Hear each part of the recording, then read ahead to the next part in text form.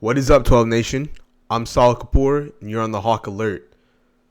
Today we're going to be talking about the upcoming matchup between the Los Angeles Chargers and the Seattle Seahawks. At the start of this video, I just want to get out the injury report and the questionable players for Sunday's game. Unfortunately, Tyler Lockett did not practice on Wednesday the 19th. We'll monitor his availability in these upcoming days, but Tyler Lockett is a big part of the Seattle Seahawks offense, and with him out against a tough Chargers team, it could be much harder for the Seahawks to win this game.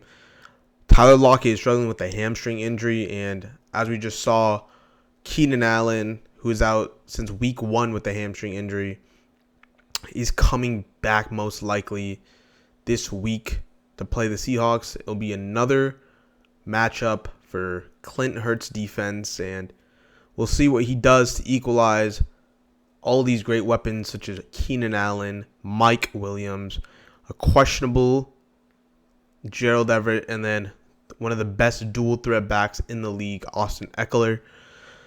So I'm excited to see the game plan that Clint Hurts comes out with Sunday, and I want to see what they can do, because with Keenan Allen back, this offense is been taken to another level. And Justin Herbert, as we know, is a great quarterback. He has the accuracy, he has the arm, he has everything that you want in a quarterback, and the best thing about him is he's young. So, he can also get it done with his legs. So we'll see how Seattle matches up, but I just wanted to get the injuries out of the way for Seattle. Another one is, unfortunately, Noah Fant. He was limited at practice due to an illness, so hopefully that does not affect him on Sunday. And let's really deep dive into who I think is going to win this game. So ESPN has given the Seahawks a 26% chance to win this game.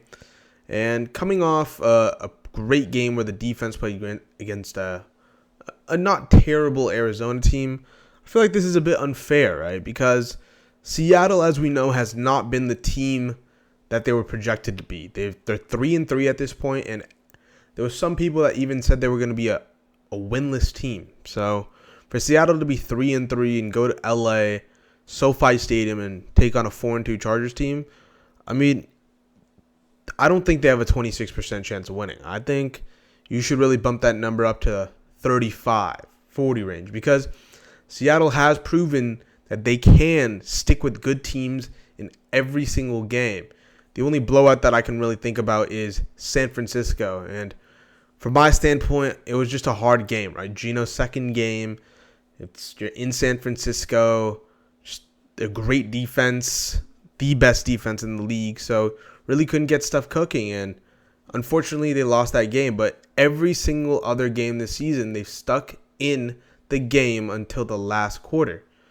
So I think they can stick with the Chargers, because if you really ask me, the 49ers are a better team than the Chargers, no matter what happened last Sunday against the Falcons. I think the Chargers are not as good of a team as the 49ers, and the Seahawks have gone better this season over the course, especially, right? Because we look at a guy like Tariq Woolen, who's had 4 interceptions in the last 4 games, had a fumble recovery, was just named NFC Defensive Player of the Week. So you're looking at a great defense that is coming off a great game and coming and playing a great Chargers offense. So I'm excited to see what Seattle brings out defensively, but offensively, Kenneth Walker could be the guy this game.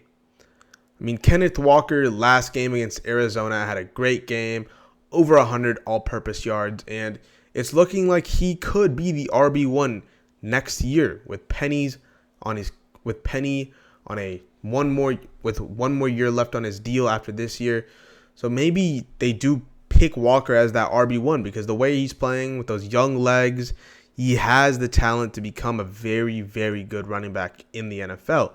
So I just want to see what he does against a not terrible Charger defense who has been struggling with injuries, but they also have that complete freak of a safety in Derwin James, who who always has a nose for the ball. And it'll be a very fun game to watch. And I forgot to add this, but I really want to add this. Uchenna Nwosu, Seahawks pickup, is playing his former team. So expect some there's always a bit of tension. And, expect Uchenna to get to Herbert a few times, because that's all football, right? I mean, you come back to the place you played in last season. How about I go sack my quarterback, my former quarterback, 3 times? So it's going to be fun to see Uchenna Nwosu against his former team. Going back to the offense, it looked great last week, put up 19 points, and really got only 1 touchdown, but they got in the red zone enough times, and they got the ball for Jason Myers to kick it. And if you can put up points on the board and play defense and only give up 9 points, then so be it. Because if you can do that all season, be my guest. Force the Chargers to 5 3-and-outs in this game. Limit them to 2 field goals where they're missing their kicker. And we'll see what happens. Because I don't think you should be letting this Charger team in the red zone, because they're a very dangerous team with Keenan Allen back. So really play some good defense this week and let the offense do the job and let them get in field goal range, maybe 1 or 2 touchdowns. But this, from my end, is a defensive matchup. Give me the Seahawks winning 20-17 on Sunday.